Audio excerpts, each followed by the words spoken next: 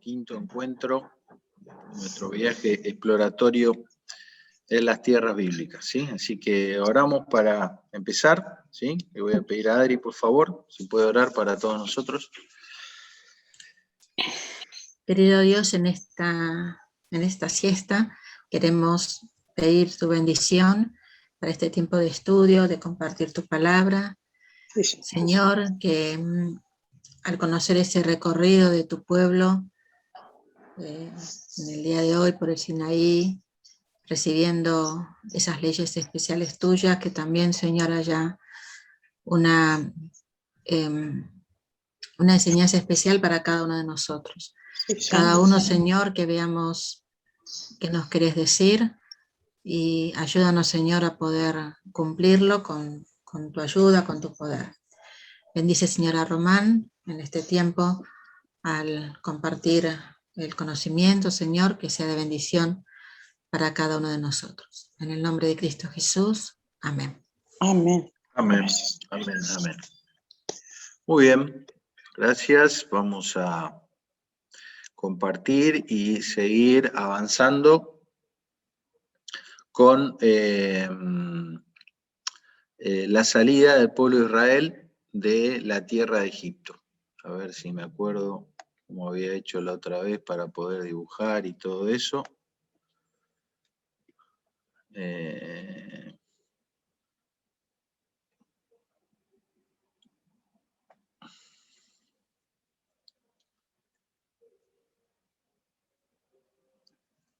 ¿Cómo era lo del puntero? Insertar, a ver, archivo.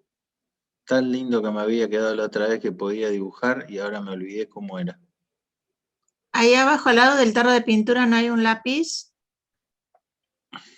en azul, ¿o no es ese? Bueno, ahí arriba también está. Esta es otra. Otra. Acá. Puntero como. Del ratón como pluma. Acá está. Ahora sí. Bueno, voy a aprovechar a hacer un dibujito acá. Bueno, seguimos. Habíamos hablado de la importancia del Éxodo, el protagonismo que tiene este evento en la historia de la Biblia, la identidad del pueblo de Dios, ¿sí? Como uno de los relatos centrales junto con el de la creación y que más se mencionan en toda la Biblia. Empezamos a ver cuál podía ser este famoso Yam Suf o Mar de Cañas, que también podría interpretarse o traducirse como un cuerpo grande de agua en donde hay algas, juncos o cañas, ¿sí? La palabra permite cualquiera de esas acepciones. Y habíamos mencionado que las hipótesis, algunas de las hipótesis hablarían de que estos podrían ser estos cuerpos de agua que hay en esta zona, o que había, porque ya no existen, podría ser algunos de los sitios del cruce. Y otras dos posibilidades sería concretamente ya sobre el Mar Rojo. Alguno de los dos brazos o estos dos golfos que se forman, que uno sería el Golfo de Suez, y otro sería el Golfo de Aqaba, o Aqba. Lo cual tendría, digamos, mayor relación con las palabras que van apareciendo en la Biblia, donde Suf, como dijimos, puede significar también alga, es decir, un vegetal marino, no de agua dulce, y también por otros datos que aparecen. En primer lugar, que se habla del Mar Rojo, sobre todo cuando se dice que el rey Salomón estableció un puerto en Etzion Geber, que sería este lugar, ya lo vamos a ver mejor, eso sería la ribera del Mar Rojo. A este mar, ya desde el tiempo de los griegos, se lo llamó Mar Rojo. Bueno, acá está otra vista de Egipto, y desde esta zona la salida del pueblo de Israel. Ahora vamos a ver cuál, a mi juicio, podría haber sido el recorrido más posible. Hablamos de que todos estos cuerpos de agua, estos Yam Suf que existían acá, ya no están más debido a la canalización y formación del canal de Suez, ¿sí? Bueno, hablamos un poquito del Egipto Bajo, que sería la zona norte, o negro, ¿no? Por la tierra, haciendo referencia a la tierra, y el Egipto Alto o la zona sur, conocida más bien como la parte roja o el desierto, ¿no? Las pirámides, que tienen unos 1000 años antes de la llegada del pueblo de Israel a la tierra de Egipto, los brazos originarios tributarios del delta del Nilo.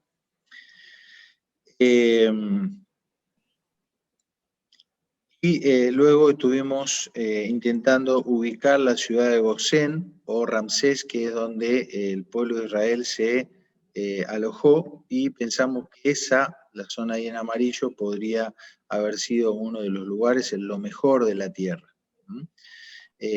¿Cuál sería el faraón de aquella época? Va a depender de cuando uno establezca el éxodo. Hay dos fechas que se manejan, una fecha más tardía, es decir, más temprana, más tardía, es decir, más cercana a nuestra era, sería para el 1200, y una fecha más temprana que sería alrededor del 1440. En esta fecha tardía, el emperador habría sido Ramsés, y eso coincidiría con que ellos vivieron en la ciudad de Ramsés.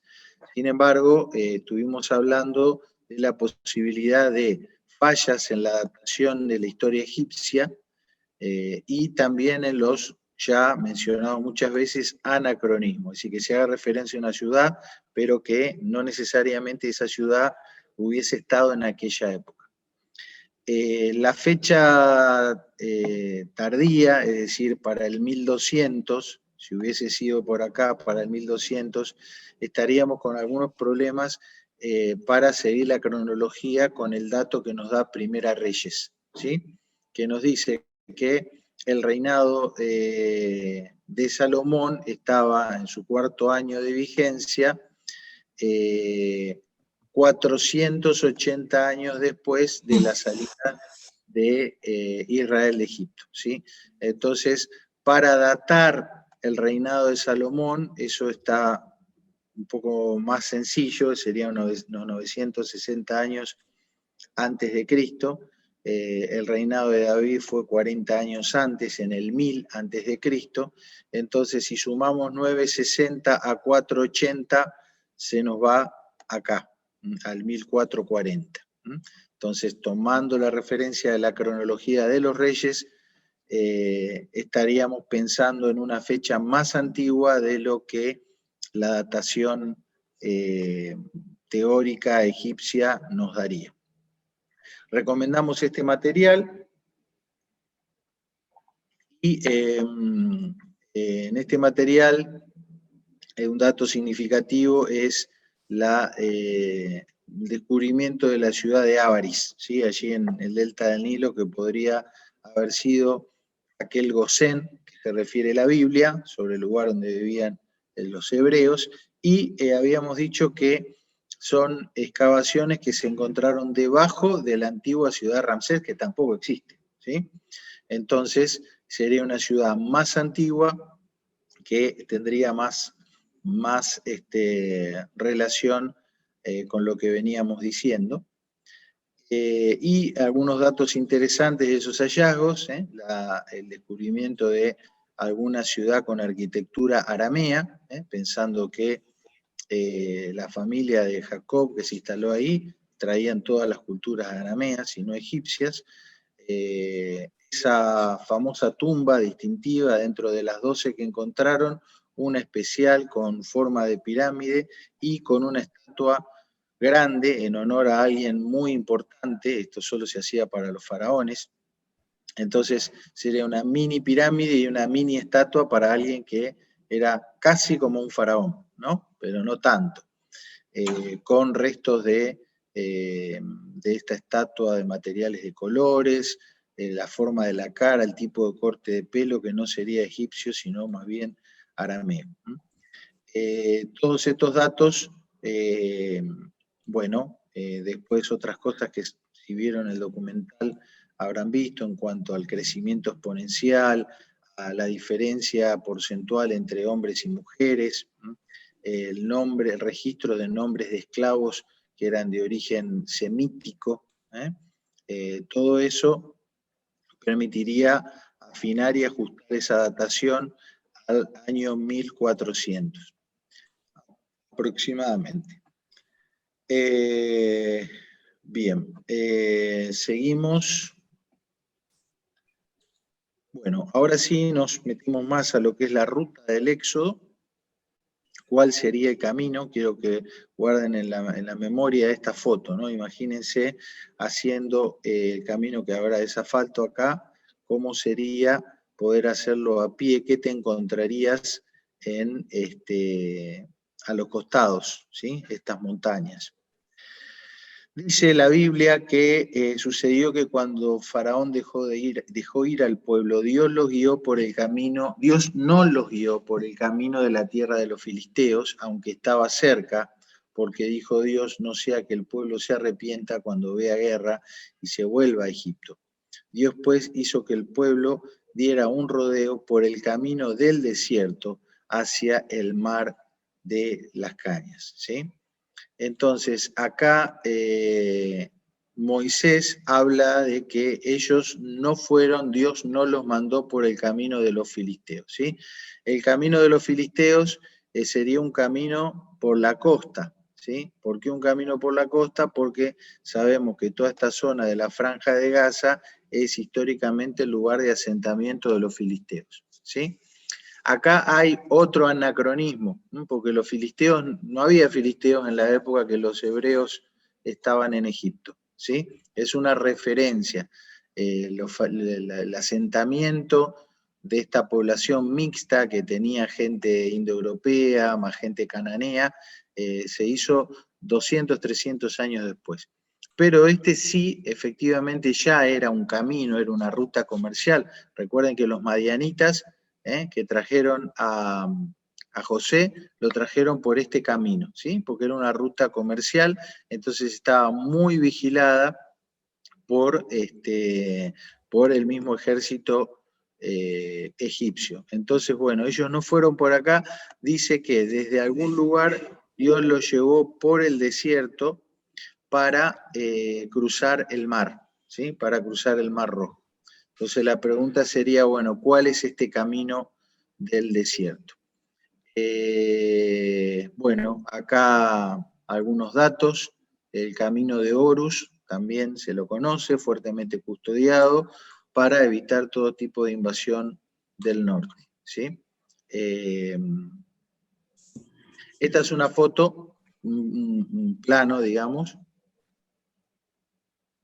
de cuál podría haber sido el recorrido, ¿sí? Desde algún lugar por aquí a Sucot y de acá a lo que se conoce como el camino del desierto del Mar Rojo, que teóricamente o técnicamente podría ser todo esto, ¿sí?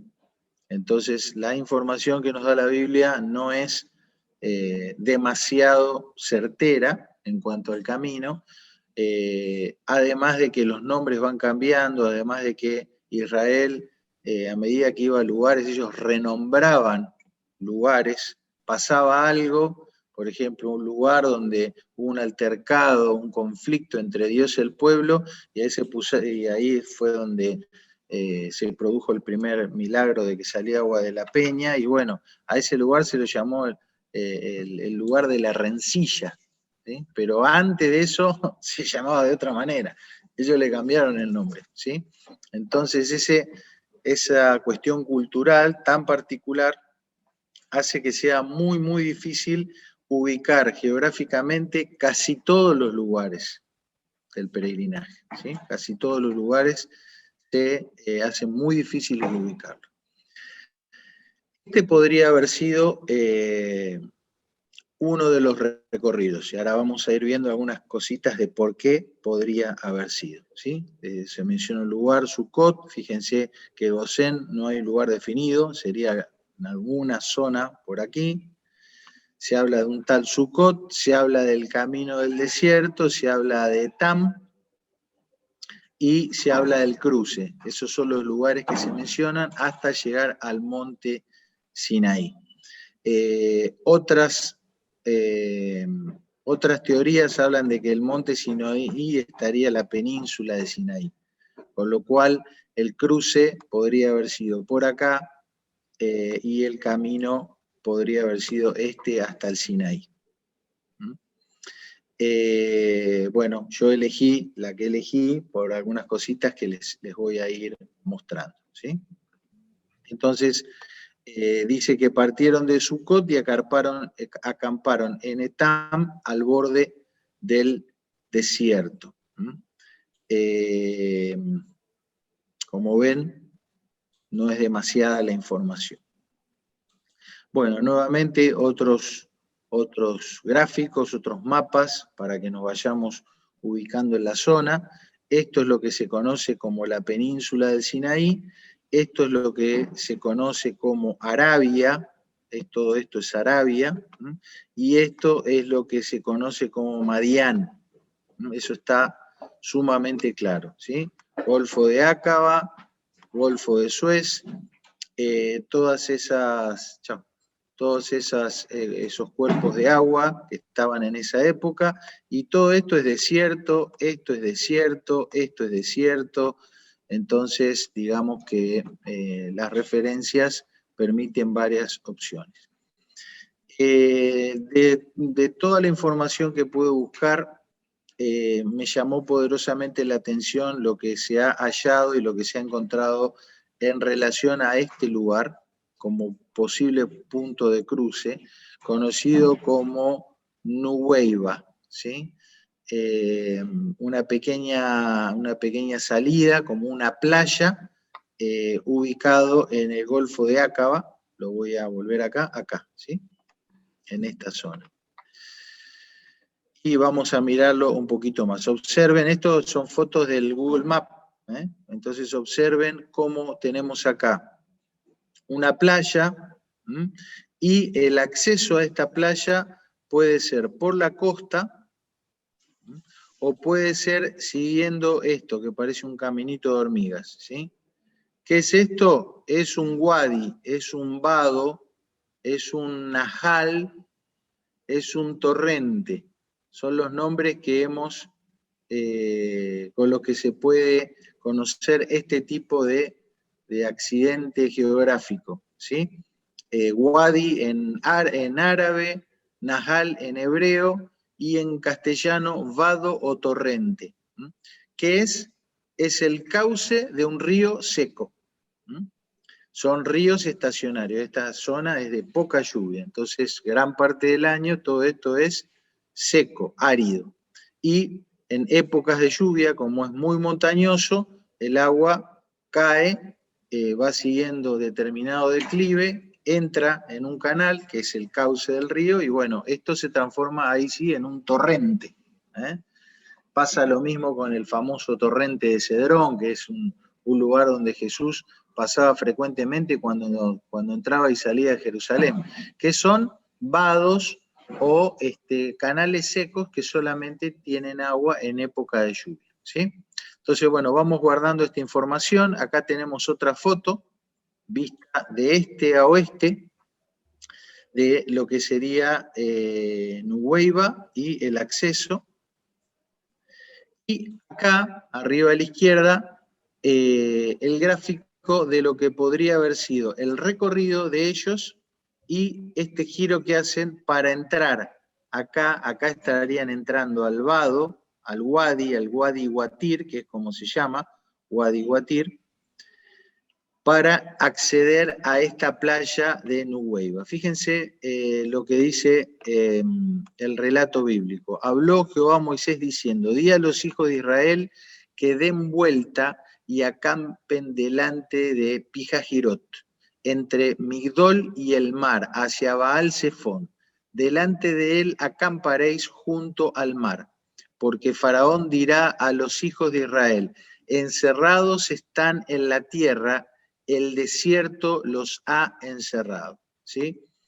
Aunque no podemos definir exactamente los lugares, el patrón que se ve acá es que ellos venían lejos de la costa del Mediterráneo, buscando un camino de salida a la tierra, de salida de Egipto, y en un momento ellos hacen un giro, porque si ellos hubieran seguido por acá, se alejaban cada vez más del alcance del faraón. Sin embargo, dice la Biblia que ellos en algún lugar hacen un giro y entran a un territorio en el cual el faraón pudo decir quedaron encerrados. ¿Sí? Se encerraron, cayeron en una encerrona. ¿Está? ¿Cuál fue ese lugar? Insisto, exactamente no sabemos, pero este vado, este cauce de río seco, cumpliría con esos criterios, ¿sí? Porque es ver lo que ellos, en vez de seguir para arriba e ir, vamos a decir, a una tierra abierta, se meten, quedan acá en este cajón y terminan encerrados, porque tienen montaña, el ejército atrás, el ejército que aparentemente de Faraón venía por acá, y la playa y el agua, y nada más, ningún otro lugar hacia dónde ir.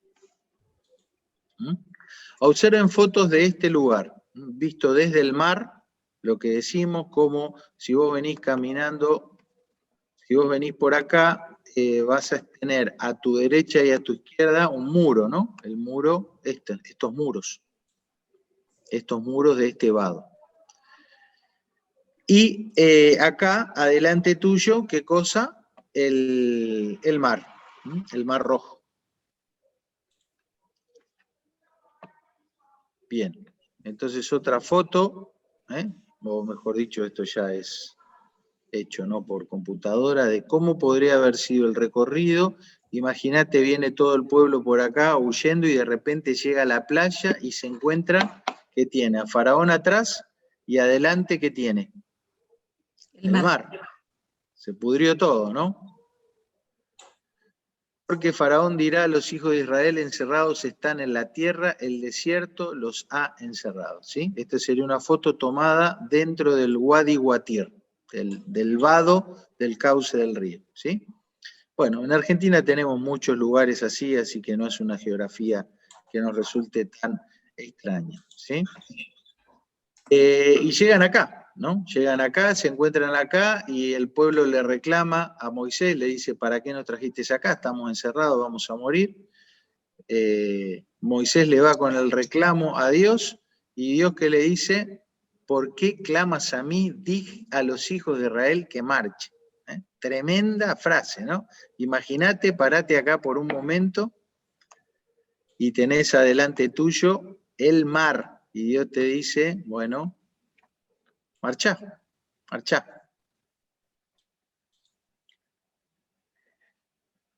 Bueno, esta zona, acá estamos parados aquí en la playa, ¿no? Todo esto es la península del Sinaí que dibujamos. Eso nunca o casi nunca en toda la historia fue territorio israelita, ¿sí? Siempre estuvo bajo el poder egipcio y árabe de todas las diferentes etnias árabes. Y del otro lado, cruzando el Mar Rojo, todo esto ya dijimos que es Arabia Saudita, es la península arábica. Es decir, es un territorio muy militarizado, de mucho conflicto y de muy difícil acceso para alguien que no sea árabe. Eso hace que todos los datos arqueológicos que haya sean muy pocos, muy pobres, y muchos de ellos traídos por aficionados, por gente que circunstancialmente pudo sacarse fotos y demás, con lo cual siempre queda un dejo de duda de si no es algún fanático que trucó la foto, ¿no es cierto? Pero es muy interesante. Por ejemplo, lo que esta gente amateur, digamos, pudo hallar es una columna de granito ubicada en el lado de Arabia Saudita, ¿sí? En el mismo golfe del lado de Arabia Saudita encuentra esta columna de granito, ¿sí? Con algunas inscripciones en letras hebreas, en hebreo escrito, ¿sí? Palabras que dice Misram, que ya habíamos visto, Misraim hace referencia a Egipto, muerte, agua, faraón, Edom, el nombre del Señor, escritas acá, ¿no? Bastante sugestiva. Y del otro lado, a la misma altura, se hallaron restos de otra columna que ya no está en el lugar, aparentemente está en el agua, ¿sí? Pero algunos atestiguan haber buceado ahí y haberla visto sumergida, ¿sí? Entonces, si este fuera la ruta de cruce entre la península de Sinaí y Arabia, y acá todo esto es lo que se conoce como Madián, todo esto es Madián. Acá podría ser uno de los lugares donde estaría el monte Sinaí. Bueno, todavía falta un desafío, porque decir, bueno, este es el cruce de la ruta, pero hay agua. Bueno, supongamos que el agua, Dios hace un milagro y el agua, esa zona se seca. El agua por algún motivo desaparece de ahí. Queda todavía el desafío de decir, bueno, ¿cómo cruzaron? Porque si vos sacás el agua de acá, imagínate en Formosa, cuando viene la bajante del río, te quedan unas barrancas de 5, de 7 metros. ¿Qué será si se produce una bajante acá y queda seco el mar? ¿Qué habría debajo del agua en cuanto a tierra? Bueno, lo que vemos acá es que en toda esta zona hay una falla geológica y hay una gran grieta, ¿sí? Hay una gran grieta, que es esta grieta de acá. Es decir, que esta gente, por más de que ahí no hubiese agua, tendría que haber descendido cientos y cientos de metros, como escalando la ladera de una montaña, ¿no? Y volviendo a subir la ladera de esta montaña para llegar al otro lado. Una tarea imposible. Sin embargo, en esta zona particularmente hay una variación de esa falla que se llama el Rift o el Valle Sirio-Africano, ya lo vamos a ver la próxima clase, y en esa zona habría una especie de plataforma submarina con una inclinación suave que sería accesible de atravesarla caminando. Y en el fondo del mar, ya estas son fotos más actuales, se encontraron estructuras compatibles con esto que ustedes ven ahí, ¿sí? Un eje de carro y una rueda, que por supuesto ya están totalmente tapadas por los corales, ¿sí? Por el coral, pero que claramente uno puede ver que esto no tiene forma de algo que la naturaleza haga, ¿sí? Una estructura así bastante simétrica. Otras fotos que se pueden ver ahí, algo circular, podría ser una rueda de carro, y algunos testimonios fotográficos de esto que podría ser también una rueda de carro, pero interesante la estructura de la rueda, ¿sí? Con cuatro ejes, lo cual sería también del tipo de carro, de diseños de carros de aquella época.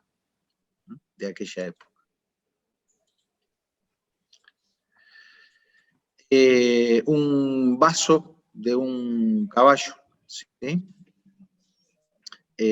Un vaso de un caballo como deshidratado, ¿sí? Dice acá el comentario, los caballos no fueron encontrados en la península de Sinaí hasta el día de hoy, ¿sí? Es decir, no es un animal autóctono de esa zona. Bueno, después les voy a pasar el enlace, hay un testimonio de un hombre que es, creo que es coreano, ¿no? Circunstancialmente él llegó a ser el médico personal del sacerdote número 1 dentro de toda la estructura islámica, ¿no? El mundo musulmán tiene un lugar ahí de peregrinación, donde tienen como una especie de lugar santo, y ahí hay una sola persona que puede entrar, tipo sumo sacerdote. Bueno, él era el médico personal de ese sumo sacerdote. Entonces, bueno, eso le dio credenciales y posibilidades de viajar por todos lados, por toda esa zona, y él tomó muchas de estas fotos, y bueno, con otra gente hicieron un museo en Corea, un museo del Sinaí, y estas fotos son de ahí, ¿sí? Es una cosa seria, digamos, ¿no? Muy interesante el testimonio del hombre.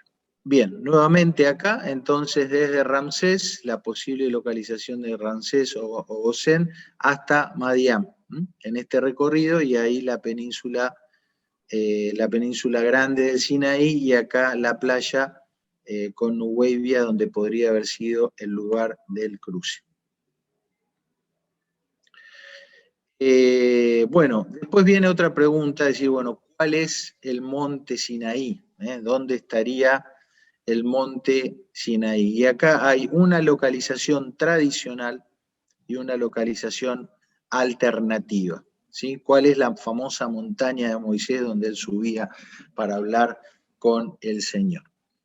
Dice que la tradición identifica a la montaña de Moisés o al monte Sinaí a partir de una expedición que realizó la reina Helena, que era la mamá de Constantino, ¿sí? Estamos hablando en el siglo IV. Entonces la mujer fue por diferentes lugares icónicos de la historia bíblica, hizo su propio peregrinaje y, bueno, por decisión, decreto o revelación particular, fue encontrando los lugares santos, ¿sí? Y ella estableció que el monte Sinaí se encontraba en la península de Sinaí, en alguno de estos lugares, ¿sí? Bueno, eso lo dijo la reina Helena en el siglo IV. ¿Quién de ustedes la va a contradecir a la reina Helena? Imagínate, no me animo a contradecir a mi señora, menos a la mamá de Constantino, ¿no? Obvio.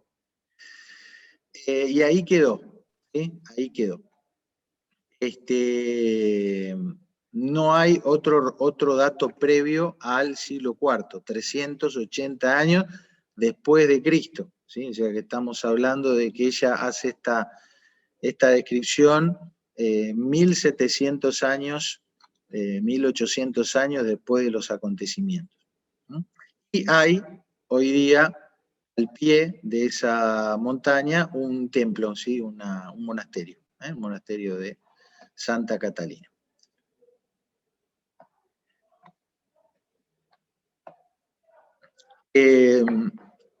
Del lado, haciendo el recorrido que les estoy proponiendo ahora, del lado de Arabia, en la región de Madián. ¿Por qué insisto con la región de Madián?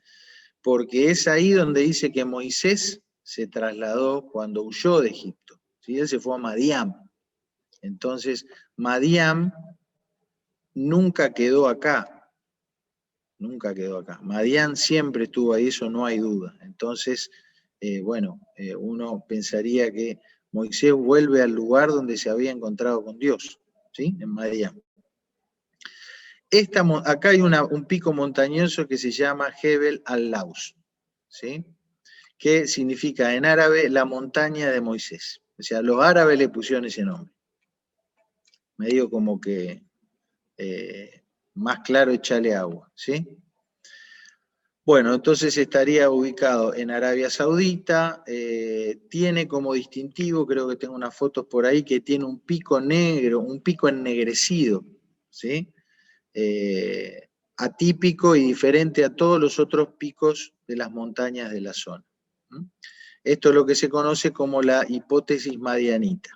¿Por qué? Porque Jetro, sacerdote de Madián, suegro de Moisés, oyó de todo lo que Dios había hecho por Moisés, por su pueblo de Israel, cómo el Señor los había sacado a Israel de Egipto, y vino Jetro, suegro de Moisés, con los hijos y la mujer de Moisés al desierto, donde éste estaba acampado junto al monte de Dios, ¿sí? Entonces, da la idea de como que Jetro, que estaba en la zona, fue ahí, ¿sí? No hizo un gran despliegue, un gran viaje, que eso implicaría venirse hasta acá.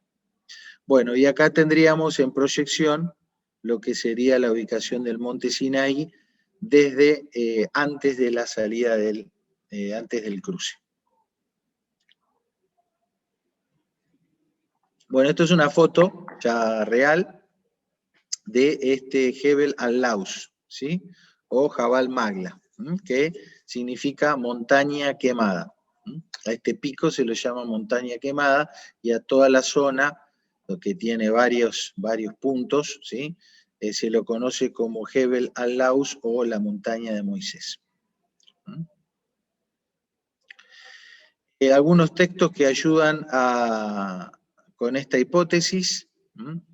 Moisés huyó delante del faraón y habitó en tierra de Madián, acá, ¿sí? Eso no hay duda. Y ella, Séfora, le dio a luz un hijo, y él le puso por nombre Gersón, porque dijo: he sido un extraño en una tierra extraña. Es decir, todo esto, incluyendo la península del Sinaí, pertenecía a Egipto, al imperio egipcio en aquella época. Es decir, que si Moisés fue expulsado y se exilió y huyó más allá de Egipto, tiene que haber salido incluso de esta zona. Apacentando Moisés las ovejas de Jetro, su suegro, sacerdote de Madián, llevó las ovejas a través del desierto y llegó hasta Oreb, el monte de Dios. Acá tendríamos otro dato, que Madián y Oreb, la peña, donde está la peña de Oreb, quedan en el mismo lugar o en la misma zona, ¿sí? Entonces, otra cosa más para decir, bueno, en esta zona estaría el monte Sinaí y estaría la peña de Oreb. ¿Está? Así que Dios, ciertamente yo estaré contigo, y será por señal de que yo te he enviado. Cuando hayas sacado al pueblo de Egipto, serviréis a Dios sobre este monte. Bien. El apóstol Pablo dice: porque Agar es el monte Sinaí, ¿dónde? En Arabia. Eso está en Gálatas 4:5. Es decir que Pablo nos da un dato importante. Si bien hay toda una metáfora comparando a las dos madres, ¿no?, que le dieron hijos a Abraham, a Agar y a Sara, y hace toda ahí una metáfora, pero da un dato geográfico, que el monte Sinaí está ¿dónde? En Arabia. Entonces la península de Sinaí nunca fue Arabia. Arabia siempre fue Arabia, acá. ¿Está? Entonces, en esta palabra, Moisés huyó y se convirtió en peregrino en la tierra de Madián, donde tuvo 2 hijos, y cuando habían transcurrido 40 años, un ángel del Señor se le apareció en llama de fuego de una zarza en el desierto del monte Sinaí. Nuevamente, otro dato para decir, el monte Sinaí tiene que estar aquí, ¿sí? Y esto es un mapa también mostrando el monte Sinaí en esa zona. Estoy perdido con la hora. Tenemos un ratito. Bien. Estas son fotografías y un esquema de esa zona, de lo que sería el monte Sinaí, o Jebel al-Laus, ¿sí? Cómo podrían haber estado ubicados o dispuestos las diferentes cosas que vemos que aparecen, ¿sí? Esta foto, la de acá arriba, está tomada desde arriba del monte. Esta sería la visión que tuvo Moisés desde arriba del monte cuando empezó a descender y vio, por ejemplo, el altar para el becerro de oro. Ahora hay una foto más cercana donde hay algunos restos de eso, ¿sí? Bueno, ellos estuvieron acá un tiempo, entonces todo parte de la liturgia que se empezó a instaurar ahí estaba dispuesta acá, y bueno, hay gente que hallaron cosas, ¿sí? Como un posible gran altar, líneas que marcan pozos para agua, pozos para el sacrificio de animales, ¿sí? Y algún tipo de recorrido de agua, una cosa que tendríamos acá sería también, que después ya lo vamos a ver en otra lección, la cueva de Elías. Vamos a hablar de eso en otro momento. Y este sería el pico, ese pico más oscuro, hasta donde habría ascendido Moisés. Bueno, fíjense, estos son fotografías de lo que podría haber sido el altar del becerro de oro. Como ven, está todo cercado, acá hay policía, estas fotos las pudo tomar gente con mucha dificultad, y hay cosas que no se pueden chequear por otras fuentes, ¿sí? Pero tenemos acá una acumulación de piedra particular que podría tener forma de altar, y se encuentran algunas inscripciones acá, en toda esta zona, que es esto que vemos aquí. Gráficos de animales, de vacas, de becerros. Lo particular es que este tipo de vacas con este tipo de cornamenta, que están en los gráficos, son típicas de Egipto. No son animales típicos de esta zona de acá, de Madián, sino que son animales, razas del Egipto antiguo. Y allá al fondo, el pico más quemado de este monte. ¿Sí? Muy interesante, ¿no? Muy bien. Tenemos que avanzar porque después que ellos hacen su primer parada acá en el monte Sinaí, van a venir a Cades Barnea, que probablemente haya estado acá, y va a comenzar lo que sería la salida de los espías a reconocer la tierra, ¿sí? Llegamos al final de este viaje, de esta primera etapa del viaje. Qué interesante, qué hermoso este pasaje de Isaías, ¿no? Vístete de poder, oh brazo de Jehová, despiértate como en el tiempo antiguo, en los siglos pasados. ¿No eres tú el que cortó a Rahab y el que hirió al dragón? ¿No eres tú el que secó el mar, las aguas del gran abismo, el que transformó en camino las profundidades del mal para que pasara a los redimidos? Y la respuesta es sí, ese es nuestro Dios. Bueno, avanzamos un poquito más. No sé si quieren comentar algo, preguntar, aportar. Este es el momento. Y seguimos otro poquito.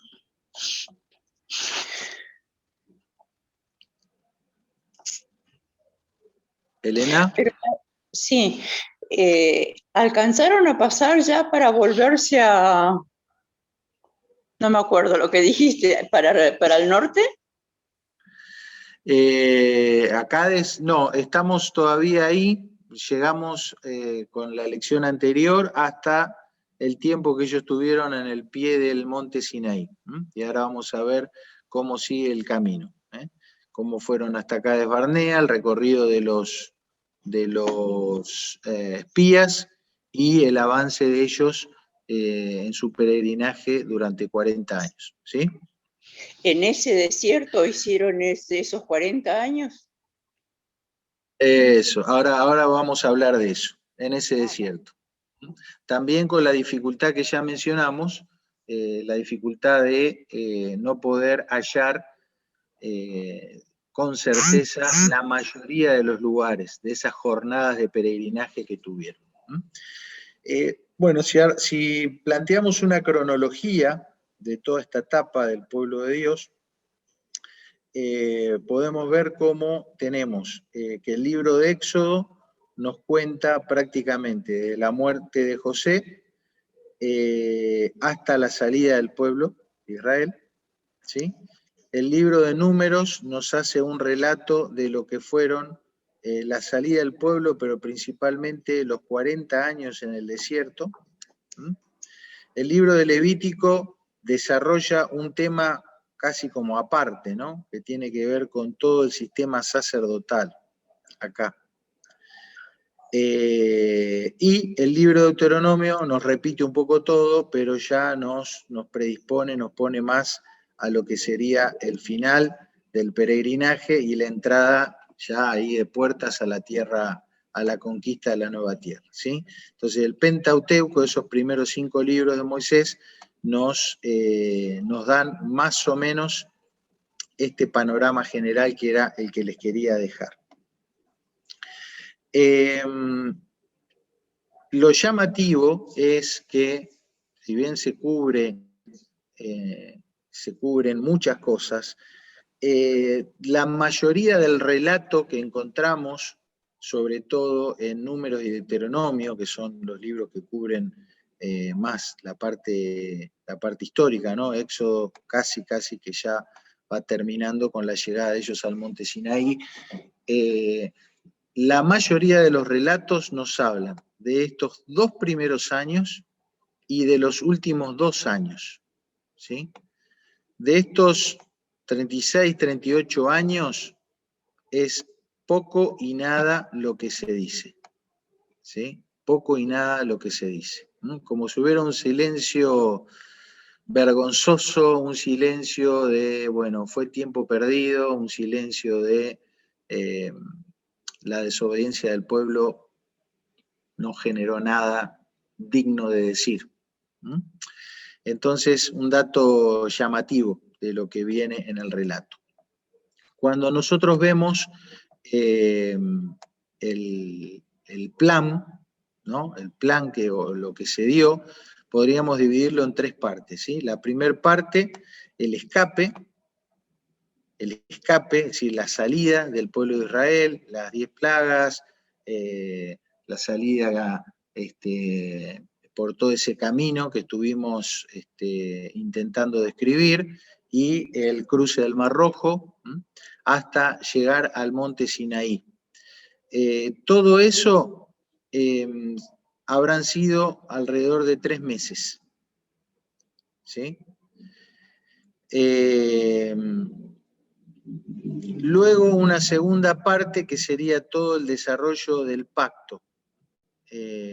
Alguien dijo, bueno, con 10 plagas y en pocos, en 3 meses, Dios sacó a Israel de Egipto, pero después le llevó prácticamente 2 años sacar a Egipto del corazón de Israel. Entonces hubo un tiempo de 1 año y medio, donde ellos estuvieron probablemente siempre en el mismo lugar, ahí al pie del monte Sinaí, recibiendo los mandamientos, todas las leyes para el tabernáculo. Allí se produjo la caída del pueblo con el becerro de oro, que según algunos eruditos en el tema, tuvo un impacto tremendo, inclusive en la teología, es decir, ¿qué hubiese pasado si no hubiese habido becerro de oro? Bueno, algunos dicen que probablemente no hubiera sido necesario ni siquiera el sistema sacrificial levítico, porque hasta esa época los sacrificios de animales y ofrendas no eran por el pecado. Eran vinculados al pacto, eran por gratitud y demás, pero no había un sistema de sacrificios por el pecado. Todo eso vino después del becerro de oro. Así que tremendo el impacto que tuvo ese acto de idolatría. Bueno, se hizo la construcción del tabernáculo, todo el sistema legal levítico, los códigos, y hasta el tiempo de explorar la tierra, ahí en Cades Barnea, y el regreso de los espías con el informe que hizo que todo el pueblo caiga en desaliento y en incredulidad. Y una tercera etapa que involucraría los 38 años de peregrinaje en el desierto, donde Dios hace una limpieza generacional, una purificación generacional, y todos los hombres de 20 años arriba murieron en el desierto, excepto Josué y Caleb. Durante este tiempo pasaron algunas cosas, la rebelión de los hijos de Coré, el agua que sale de la roca en 2 oportunidades, parte del recorrido que vamos a empezar a hacer hoy del pueblo de Israel moviéndose perfilándose hacia Jericó, ¿sí? Hacia esa zona de allá arriba, lo que es conocido como la Transjordania. Ya lo vamos a ir viendo, y terminaría esta etapa con la muerte de Moisés en el Monte Nebo y entregándole el liderazgo a Josué. Bueno, esto que ven acá, que no lo vamos a analizar, está en Números capítulo 33, donde se hace un resumen de las jornadas, los lugares donde ellos fueron haciendo base, de tal lado a tal lado, de tal lado a tal lado. La mayoría de estos lugares no los podemos encontrar. No tenemos certeza de su ubicación. Fíjense que en el mismo monte Sinaí hay controversia, entonces se hace muy, muy, muy difícil. Hay muy pocos lugares donde podemos decir con certeza que ellos tuvieron. Pero fíjense que escriben desde la salida de Ramsés o Pijajirot en el delta del Nilo, hasta ubicarse en los campos de Moab, es el lugar donde está la montaña, el monte Nebo, donde Moisés muere. Y todo el recorrido que ellos hicieron. Esto abarca 40 años. ¿Sí? Este es el peregrinaje durante 40 años. Muy bien, algunos lugares que vamos a ir mencionando y para ir familiarizándonos, ¿sí? Ya hablamos de lo que sería el monte Sinaí, que lo puse acá porque si ustedes miran sus Biblias, mapas, la mayoría de los mapas van a hablar de este lugar, el lugar tradicional. Nosotros nos vamos a quedar acá porque nuestro recorrido que hemos establecido es este, ¿sí? El monte Sinaí y 2 lugares más, que lo pongo acá en verde, muy cercanos. Uno de ellos es Elim y el otro es Refidim o Meribá, que es el mismo. Son 2 lugares donde pasaron cosas, que con eso vamos a ir cerrando hoy. Este podría ser la localización de Cades Barnea. Todo este triángulo es el desierto de, y tiene varios nombres, ¿sí? Se lo conoce como desierto de Sin o desierto de Param. Todo este es el territorio perteneciente a Edom, es decir, los descendientes de Esaú. Todo esto acá es el territorio perteneciente a Moab, descendientes de Lot. Toda una zona de llanuras. Y acá, donde está este dibujito, este iconito, estaría el monte Nebo, que es donde muere Moisés. Otro lugar es importante, el Mar Muerto, que la Biblia no se llama Mar Muerto, se lo llama como Mar de Oriente o el Arabá o el Mar de Sal. Y la zona de Galaad, que es esta zona acá. Ven, acá está el Mar de Galilea, el río Jordán, y toda esta zona acá es conocida como la zona de Galaad. Todos estos lugares aparecen en esta lección que vamos a continuar desarrollando el jueves que viene, ¿sí? Su tiempo en el Sinaí, en Cades Barnea, pasando acá, sorteando Edom, subiendo por la llanura de Moab, teniendo algunas guerras y algunas conquistas de territorio en esta zona conocida como la Transjordania, o sea, pasando el Jordán, y todo eso durante esos 40 años, ¿sí? Bueno, aquí entonces, nuevamente el gráfico que venimos marcando, esto sería el recorrido de los primeros 2 años, ¿sí? El recorrido de los primeros 2 años desde la salida, el tiempo en el monte Sinaí y ascenso hasta Cádiz. De esto ya hablamos.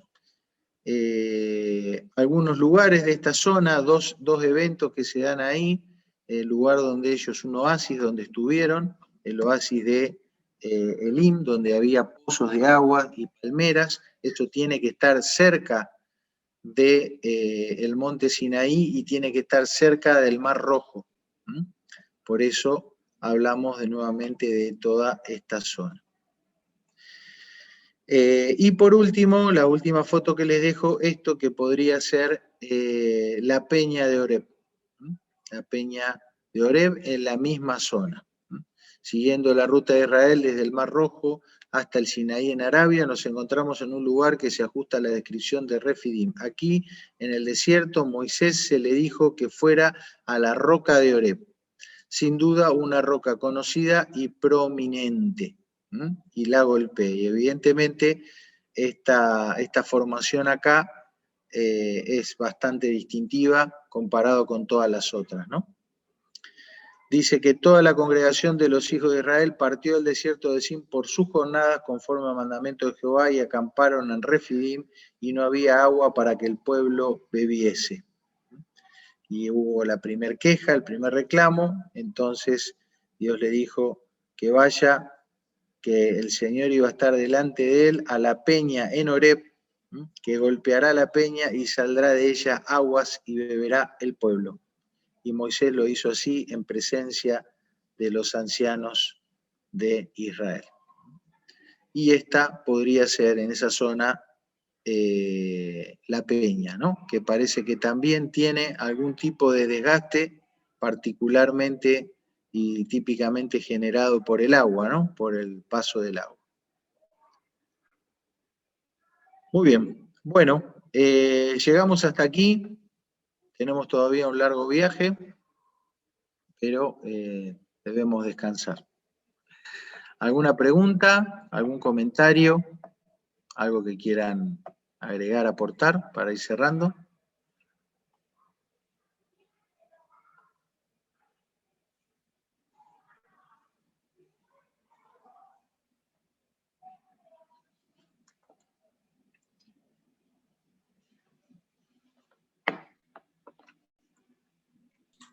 ¿Por qué hay tantas diferencias de ubicación? Porque yo creo que los que hacen comentarios en las distintas versiones de la Biblia han sido grupos de personas muy dedicadas y es como que en este tiempo aparecen como otras opciones, ¿no? Como esta del Monte Sinaí o de otros lugares. Yo creo que es por la falta de información. Ante la falta de información y el aporte de algunas cosas como las que traje hoy, que viene de particulares, no viene de organizaciones.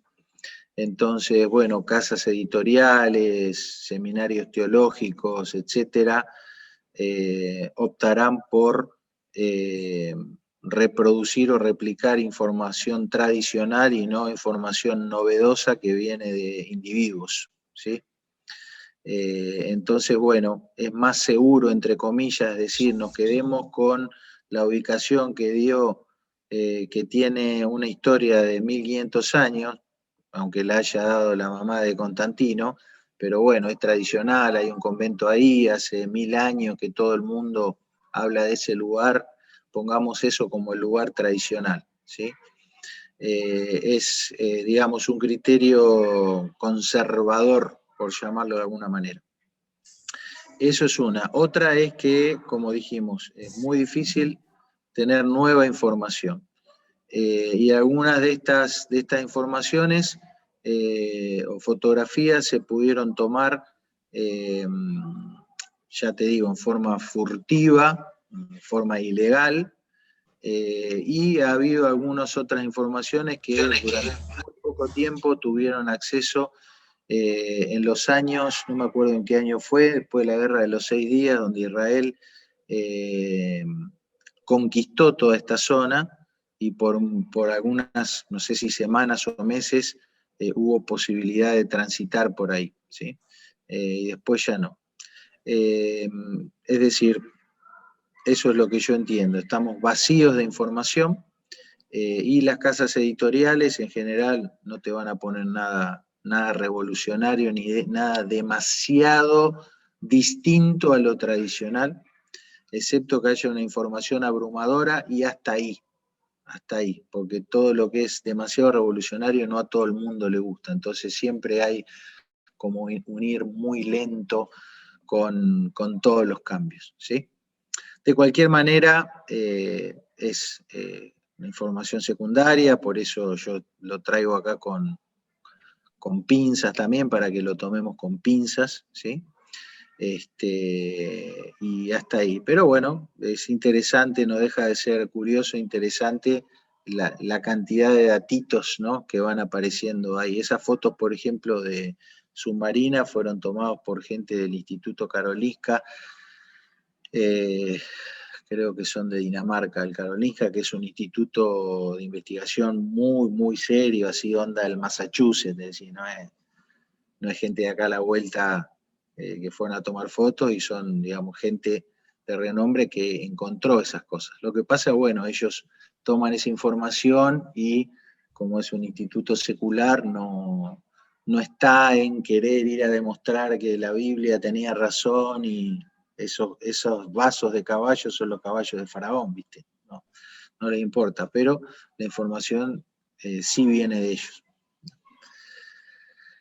Bueno, a medida que avancemos en otros territorios, encontraremos cosas más familiares, con tal vez más contenido bíblico, más rica de personajes bíblicos, pero bueno, este es un paseo que no nos podíamos privar de dar, ¿no? No podíamos evitar pasar por acá.